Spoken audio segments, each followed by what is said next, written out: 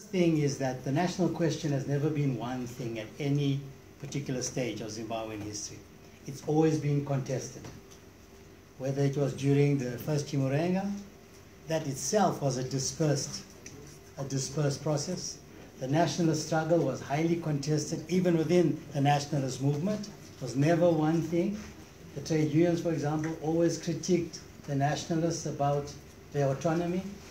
In the 1980s, there were big debates about what it meant to have reconciliation politics, the relationship of different regions in Zimbabwe. And by the time you get to the 1990s and the 2000s, questions of national sovereignty are highly debated.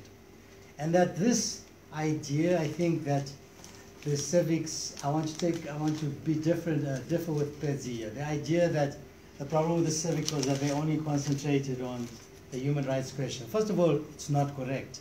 In the late 1990s, the civics were talking about redistribution issues, the ZCTU, around structural adjustment.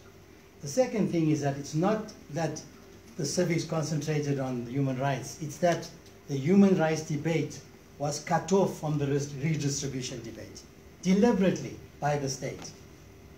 The two issues are not separate. They're inseparable. To talk only about redistribution issues without talking about human rights issues is to play into a certain kind of authoritarian logic, which is what has happened in Zimbabwe. So I think that the emphasis is about the rupture that takes place. And that is a deliberately state-articulated rupture, in my view, and has had very damaging effects on the nature of politics. The second thing is that, again, the issue that Pedzi raised and which many of us have written about, ZANU has never been only a coercive structure, although coercion has been central to its modus operandi. And to understand that better is to understand what's happening now. ZANU's electoral strategy is already in play. It's already in play through a number of things around the creation of constituencies. One is the blocking of electoral reform. There will be no electoral reform. And that they did from the period of the GPA, under the eye of SADC, and under the eye of the opposition. So there will be no further electoral reform. The second is, though, that they're beginning to change the constitution already. And Mnangagwa made it clear this is the first of more to come.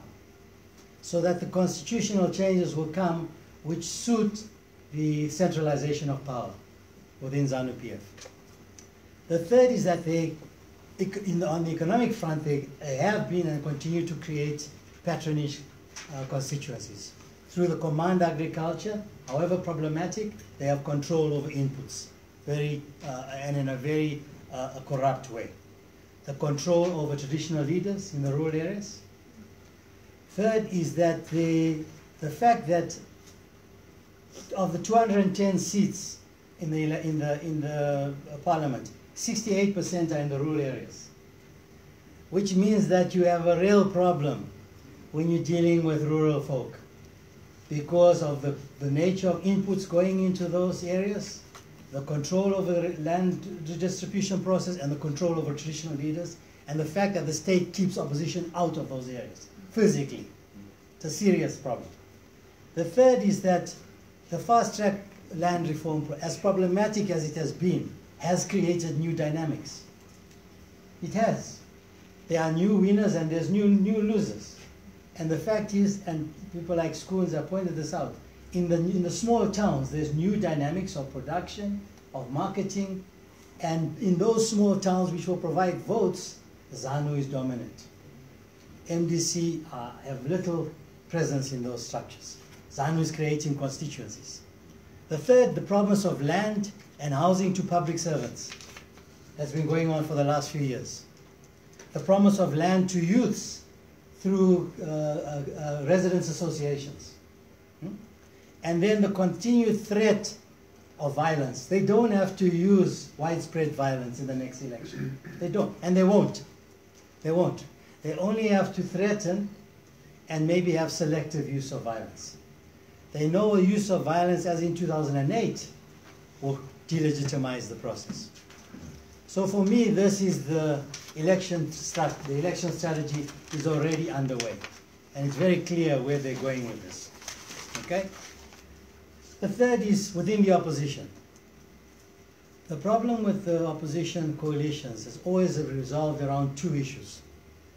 One is that the divisions are also about jobs. In small, underdeveloped countries like ours, opposition access to a state resource like parliament is about jobs. And so the battle for positioning has been a huge problem. The second is about regional representation. In 2005, 2008, 2013, it was about the Matabele land issue. Now it's broader, about the positioning within the coalitions. We have to see what comes out of the coalition talks on Saturday, but historically this has been the problem with the coalitions.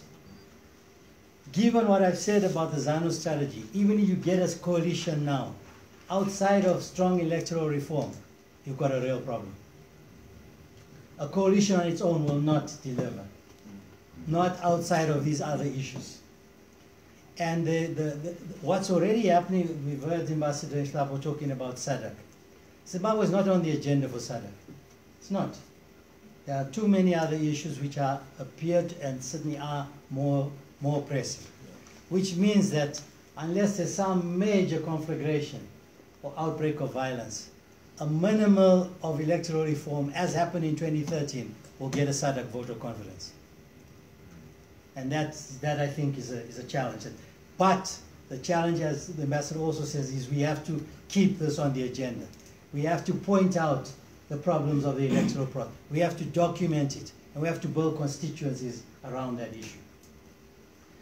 The other question I'll talk about is, which we haven't discussed, is the international dimension. The EU and the US. Since the global political agreement, the EU has been re-engaging the government through humanitarian assistance and through support to ZEC, Zimbabwe Election Commission. The logic of the EU strategy is this.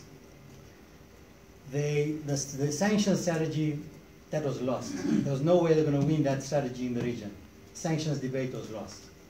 They moved to a re-engagement with the idea that they could get more leverage in policy making. So that through re-engagement, they are now able to, they feel, make inputs into particular policy issues. But also, they feel that if they're helping ZEC, they also have more information on what's going on in the election process. They will be able to report more on what happens in the election. The problem is, let's say the election goes the way it's likely to go without any electoral reform. What does the EU do? They have no plan B at all. Even if it's a problematic election, what will they do? And if you ask them, there's no answer to that. And it's a real problem for them, as it is for for SADC. But I think in some ways even more for the EU because of their past stance around human rights issues, electoral reform questions. At the moment, they have no plan B. As far as the US is concerned, I don't think Mr. Trump even knows where Zimbabwe is.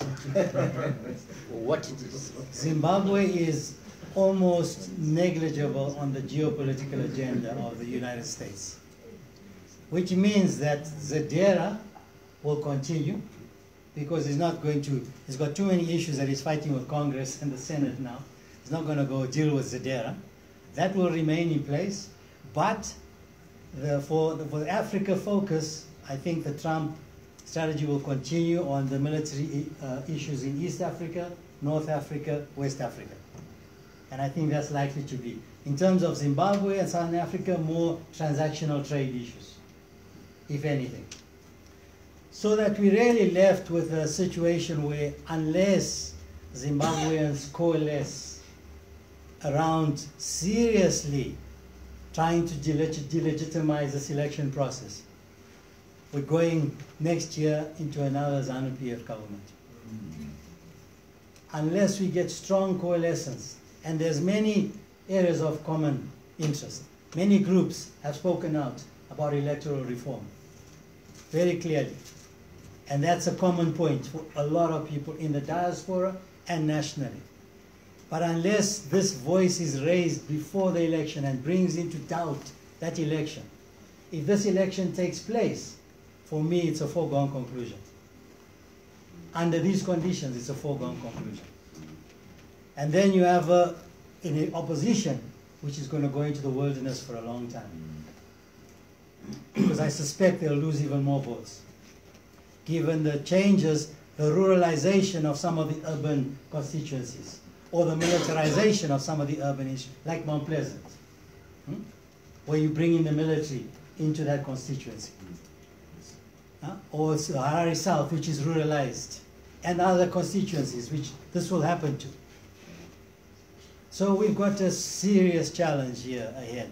And so that's what I'm saying, for scenarios, it's difficult to see at this stage, unless we get a delegitimized process, how you can stop ZANU from getting this election process going. And therefore, I think the closer they get to the election, the more ZANU will coalesce, despite their differences. The battle will continue after the election, but as they get closer to the election, they will coalesce to fight this election, as long as Mugabe is alive. If Mugabe dies, that's a whole new ballgame, the issue of death which you raised. That's a whole new ballgame. It throws open a lot of issues. They may even delay the election, as long as they can, and start talking about some new kind of interim arrangement, who knows. But I think, and I can only speculate on President Mbeki's visit here, I would think that President Mugabe may be using this as an occasion to warn the military that the region will not tolerate an unconstitutional move.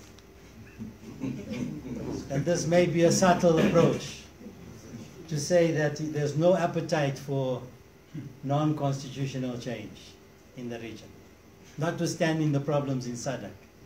This is one area where they may get some agreement about where to move. And I expect President Mbeki's visit might be to sound that warning out to the military, to various factions within. And this would serve Mugabe's purposes, very clearly. Because Mugabe, as always, is talking around a logic of constitutionalism, even if it's a constitutionalism which undermines democratization. So this could be, as I said, another strategy.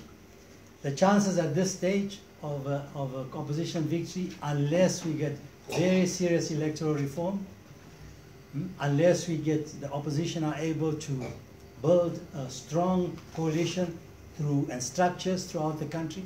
And one of the biggest things that has affected the opposition is the weakening of the trade union movement. The labor movement was the heart of the MDC. It helped to get the MDC onto the farms, into the factories, but with the informalization that has taken place since the late 1990s, where you have 94% of the Zimbabwean economy now in informal sector, the trade unions do not have that muscle anymore. So that a public sector strike in 1996, which signaled the beginning of the illegitimization of ZANU, that won't even happen now, because ZANU is deliberately targeting the public sector for certain kind of patronage relationships around land and housing. And the public sector unions are heavily split, as is the trade union confederation now, heavily split.